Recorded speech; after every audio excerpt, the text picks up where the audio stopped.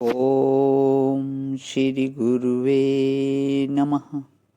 अज्ञानमोहान्तमोपहाभ्यां विवेकवैराग्यनिधिप्रदाभ्यां विश्वेशतत्त्वं प्रतिबोधिकाभ्यां नमो नमः श्रीगुरुपादुकाभ्याम्।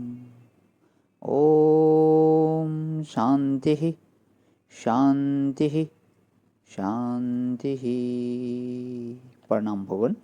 श्वेता श्वेत्रोपनिषद स्वामी श्री अखंडानंद सरस्वती जी महाराज का दिव्य ग्रंथ, जिसमें भगवान हमारा जो है 47वां प्रवचन प्रारंभ हुआ है और इसमें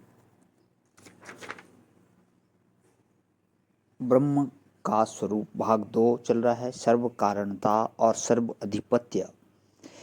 तो अध्याय 5 में मंत्र नंबर 3 से 6 की व्याख्या जो थी हमारी चल रही थी भगवान, जिसमें 5वें मंत्र की व्याख्या चल रही है।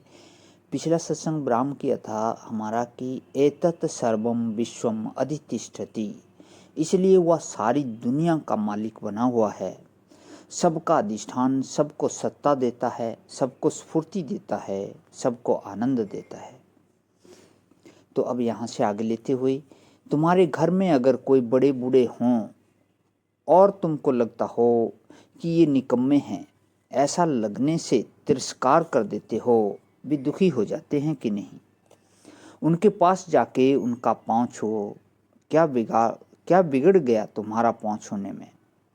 उनके पास 5 मिनट बैठकर उनसे बात करो। उनके बचपन में क्या होता था, जवानी में उन्होंने क्या क्या सुख देखे हैं, क्या क्या अनुभव किया है, उनके अनुभव से सबक लो। उनको पूछो, बहुत खुश हो जाएंगे कि यह हमको पूछता है। कोई काम करना हो तो उनसे सलाह लो, देखो वे खुश हो जाएंगे और बार बार कहोगे कि तुम तो निकम्मे हो गए, तुम तो बूढ़े हो गए, तुम्हारी अकल बिगड़ गई है, तुम्हारे अंदर बुढ़ापा आ गया है, बोलने लगोगे तो वह सब तुम्हें लगेगा। काम लेने का मनुष्य के जीवन में ढंग होना चाहिए। जिनको काम लेने का ढंग नहीं हो वह घर का मालिक नहीं हो सकता। ईश्वर तो है, यह संपूर्ण विश्व रूप घर का मालिक है और उसी कारण वह सबको परिपक्व बनाता है। सब में अदल बदल जैसी करनी चाहिए, वैसी करता रहता है। आज दाल बदल देनी चाहिए, घर में खाने के लिए आज यह चीज़ पकानी चाहिए, ऐसा बर्ताव हो। इसलिए एतत् सर्वम विश्वम अधितिष्ठति एकहा, इसीलिए ईश्वर संपूर्ण विश्व का अधिष्ठान है, अपने हृदयों में सबको रखता है। अब यहाँ से आगे भगवान 6ठा मंत्र चलेगा, तो पहले मंत्र लेते हैं। तद् गुह्यो उपनिषत्सु गूढ़ं तद् ब्रह्म वदते ब्रह्मयोनिम्, तद् ब्रह्मा वदते ब्रह्मयोनिम्, ये पूर्वं देवः ऋषिश्च तद्दूषते तन्मया अमृता वै बभूवुः।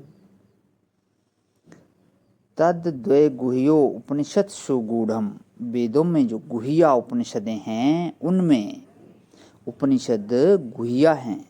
किताब का नाम गुह्यो उपनिषद नहीं है। कोई चाहे कि हम किताबों को जला दें और विद्या का नाश हो जाए, तो विद्या का नाश होने वाला नहीं है।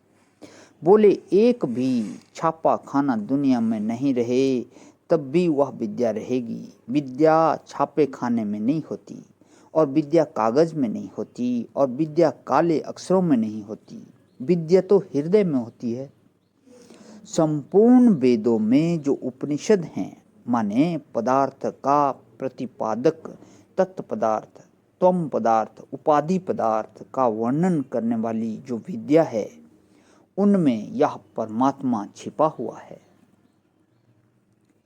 तत्त्वम असि आदि जो महावाक्य हैं, उन महावाक्यों का जो अर्थ है, उस अर्थ का नाम उपनिषद है। उसमें छिपा हुआ है वह कौन कि ब्रह्म।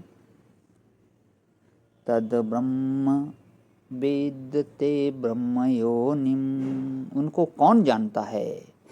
तद ब्रह्मा वेदते ब्रह्म योनिम, उनको कौन जानता है, बोले ब्रह्मा जानता है। ब्रह्मा वेदते, ब्रह्मा माने मंत्र भी होता है, वेद के मंत्र उसको जानते हैं। और ब्रह्मा जो हिरण्यगर्भ है सो उसको जानता है।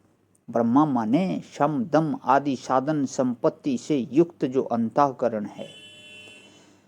ब्रह्म अधिष्ठात्रिक जो अंतःकरण है, ब्रह्मा रूप देवता से अधिष्ठित जो अंतःकरण है ना, कैसा कि शम दम आदि संपत्ति से युक्त, वह उसको जानता है। किस रूप में जानता है। ब्रह्म माने वेद, उपनिषद सारे वेद उसी में से निकले हुए हैं। वह ब्रह्म का कारण, ब्रह्मा भी उसी में से निकला हुआ है। ब्रह्मा का कारण, वेद का कारण।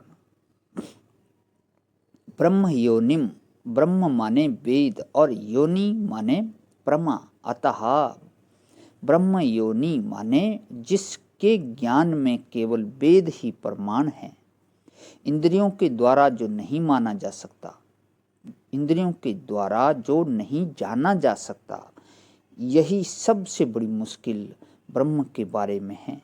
वेद की जरूरत ही इसलिए है, अगर अनंत ब्रह्म का ज्ञान प्राप्त करना ना होता तो वेद की जरूरत भी नहीं होती। वही लोग वेद को नहीं मानते हैं जिनको ब्रह्म साक्षात्कार करने की लालसा नहीं है। प्रणाम भगवान। आज यहीं विराम। ओम शांति शांति शांति।